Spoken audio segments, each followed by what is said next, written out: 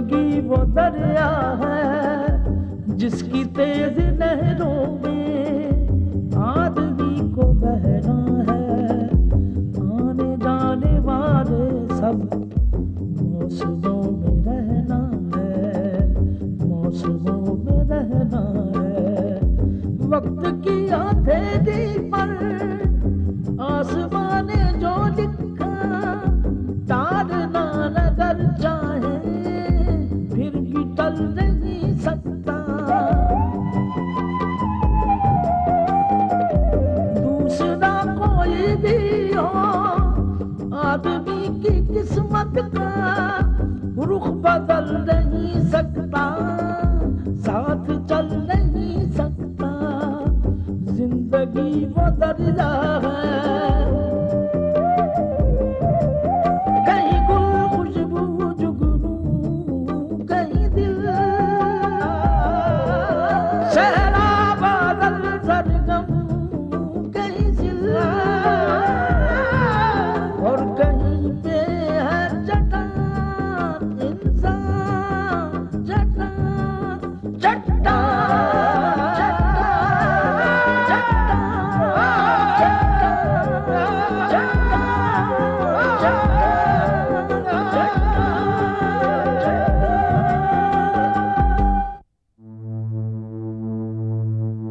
अपना पगार अभी चाहिए, कुछ काम है।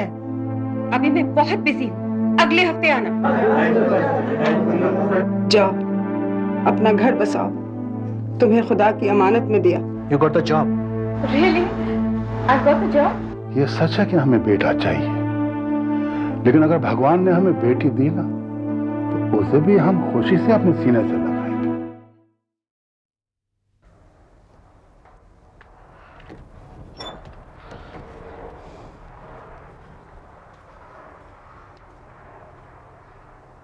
सारा बीबी। जी अस्सलाम वालेकुम। वालेकुम अस्सलाम।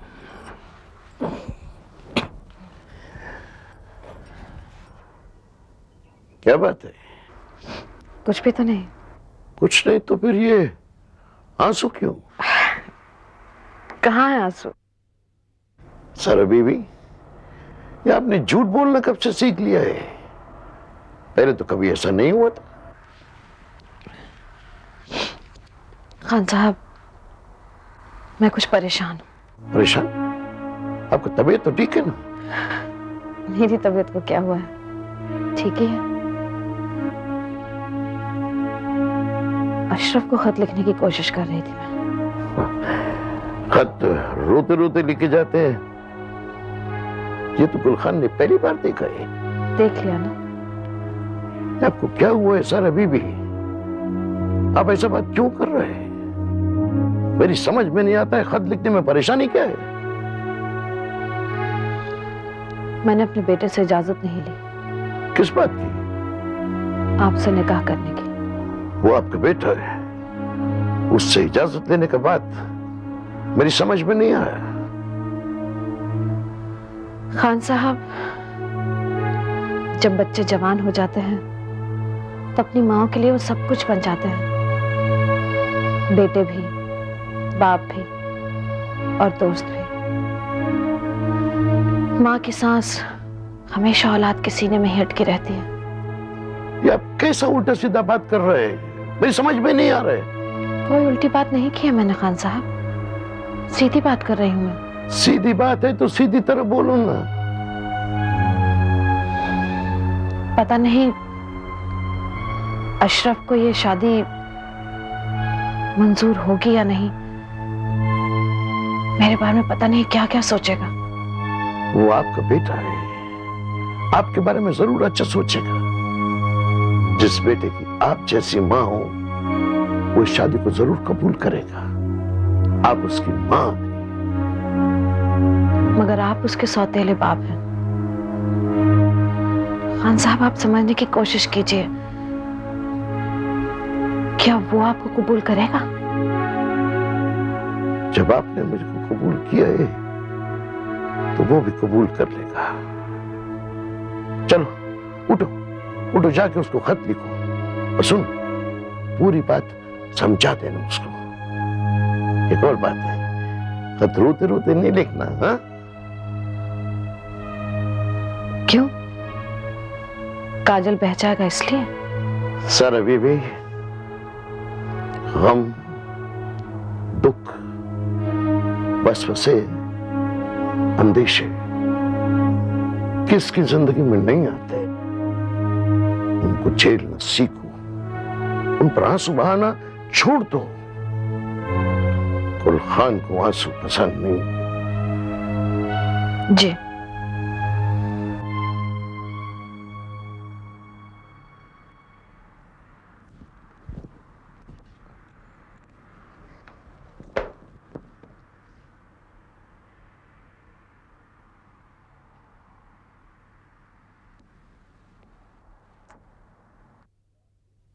हेलो आरती। हेलो अंकल, कैसे हैं आप? बहुत खुश हूँ। मुझे अपने इंश्योरेंस का पैसा मिल गया है आरती, और मैंने दोबारा अपना बिजनेस शुरू कर दिया है। Oh, that's very good news, congratulations. Thank you Aarti. जानती हो मुझे सबसे ज्यादा खुशी किस बात की हो रही है? किस बात की अंकल? कि मैं अब तुम्हें बाकायदा सपोर्ट कर सकूंगा। इतने दिनों तक तो मैं किसी लायक ही नहीं था, जिसका अफसोस मुझे हमेशा रहेगा। लेकिन आइंदा ऐसी नौबत नहीं आएगी।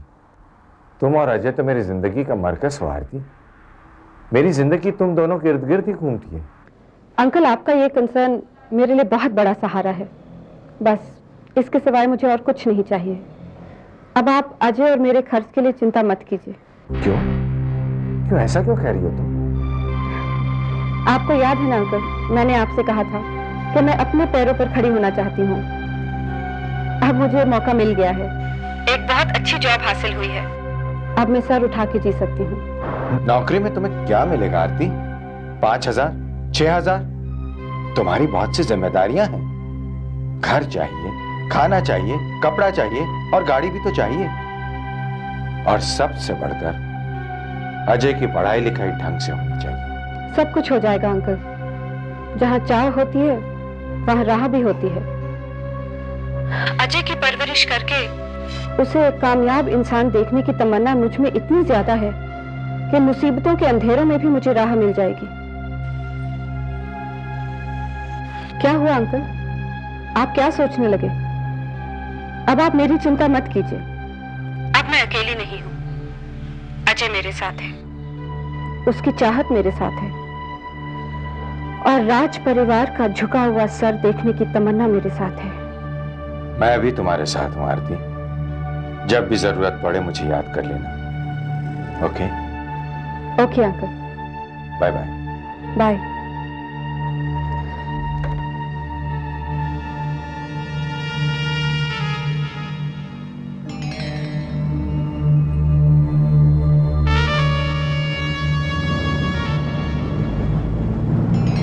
शमशेर राज की दवाई तुम्हारे बिना मुकम्मल नहीं हो सकती आरती। कमल चोपड़ा तुम्हें इतनी आजादी नहीं देगा कि तुम वो काम पूरा न कर सको। अपने पांव पर खड़े होने से पहले ही काट दूंगा, ताकि तुम उनमें घुंघरू भी न बांध सको।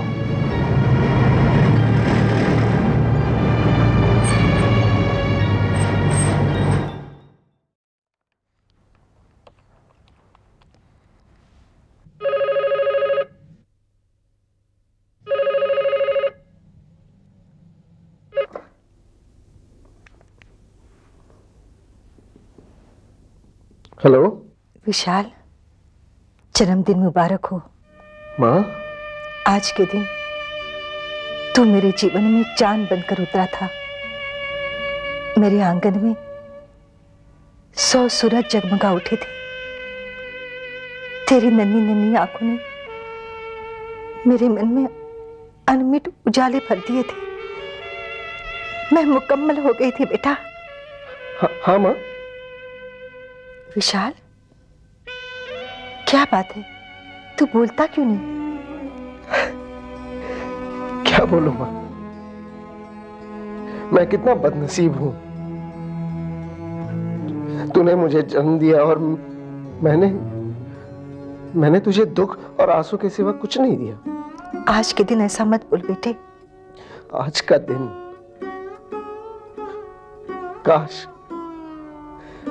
काश आज का ये दिन कभी नहीं आता, काश मेरा जन्म ही नहीं हुआ होता। विशाल, मेरा जन्म एक श्राप है मां, श्राप। मैं कभी किसी को सुख नहीं दे सका, न तुझे, न बाबूजी को, न आरती को, और न ही पूर्णिमा को, किसी को नहीं। मेरा वजूद इस धरती पर एक बोझ है मां। ऐसा मत बोल बेटे, तू मेरी आंखों का नूर है, मेरे दिल की ठंडक है। मैं तुझे देखकर जीती हूं बेटा। तुझे मेरी उम्र लग जाए मां, लेकिन मैं तेरी आंखों का नूर नहीं, अंधेरा हूं, तेरे दिल की राहत नहीं,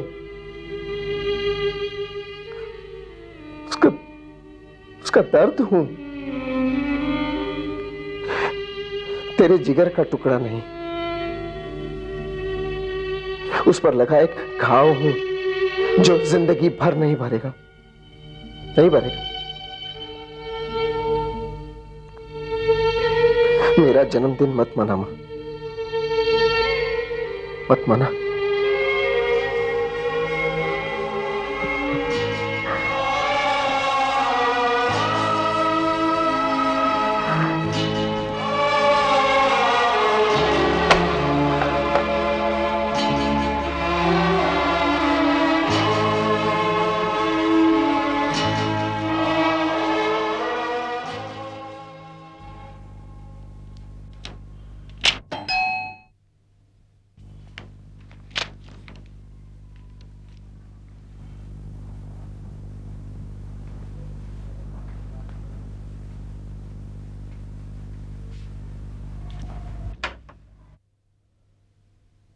हेलो आरती। सर, आप यहाँ इस वक्त? हाँ, मैं यहाँ और इस वक्त। क्या काम है आपको?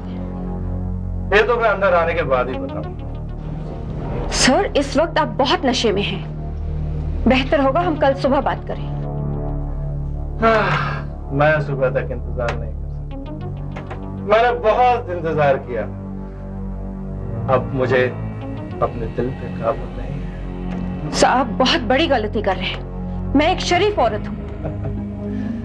अगर शराफत को एक्सक्यूज बनाना है तो आज हम इस एक्सक्यूज को खत्म कर देते हैं। चले जाइए यहाँ से। तुम पछताओगी आरती, बहुत पछताओगी। मैं तुम्हें नौकरी से निकाल दूंगा। ऐसी नौकरी पर मैं थूकती भी नहीं हूँ। चले जाइए यहाँ से। तुम पछताओगी आरती। चले जाइए यहाँ से। चले जाइए।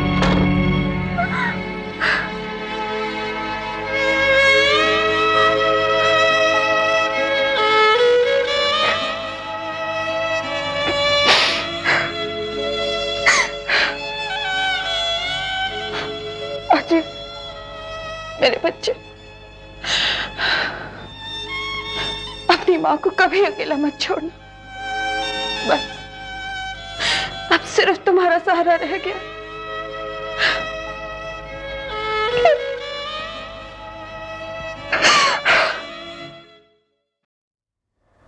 खान साहब, दूध रख दिया है, पी लीजिएगा। आप कहाँ जा रही हैं? जी, अपने कमरे में सोने। चल बीबी। जी।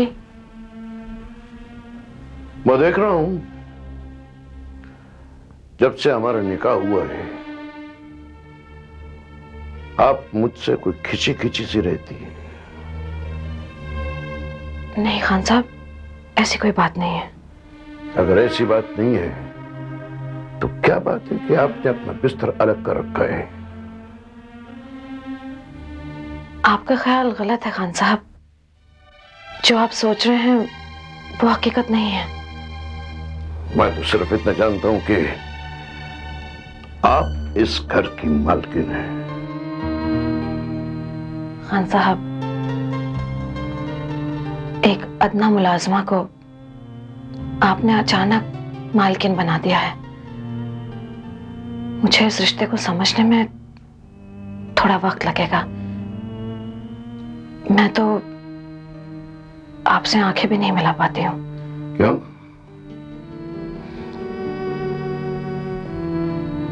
क्योंकि आप मेरे मोहसिन हैं।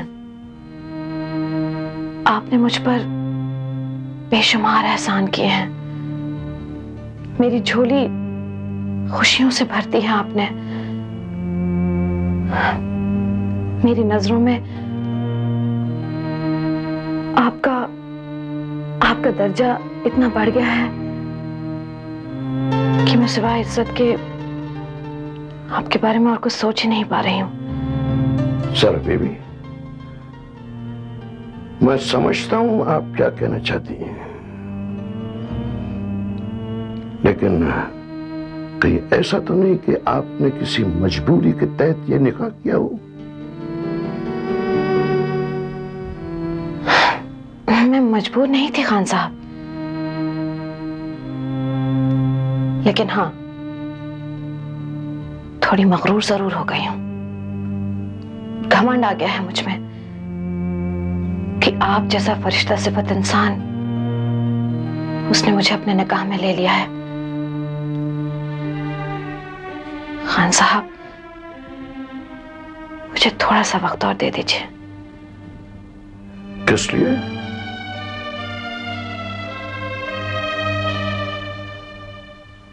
आसमान से जमीन पर पैर रखने के लिए, बस।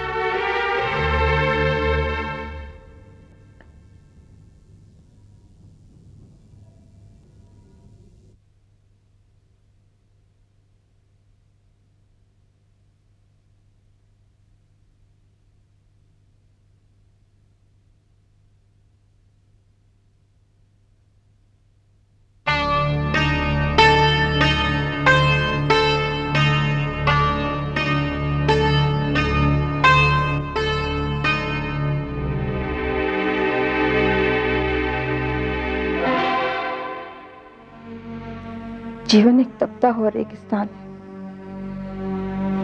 जिसमें मैं फूलों की फसल उगाने की कोशिश कर रही। हाँ विशाल,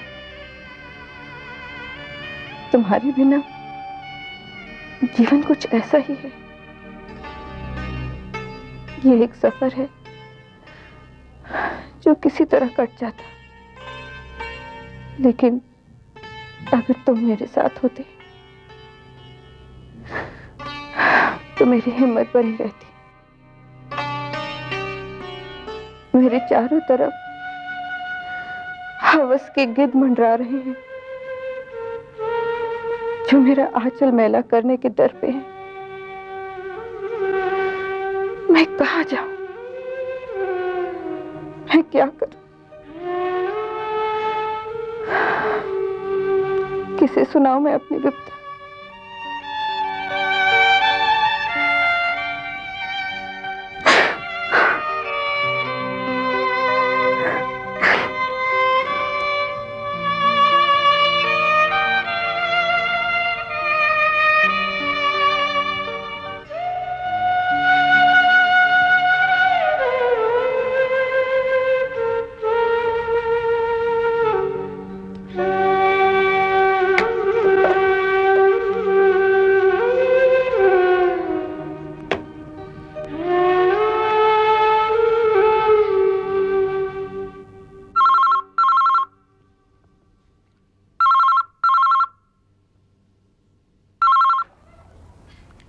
Hello? Is that Mr. Vishal Raj's residence? Yes? Ji mister, आप कौन बोल रही हैं? मैं मिसेस विशाल बोल रही हूँ। आप?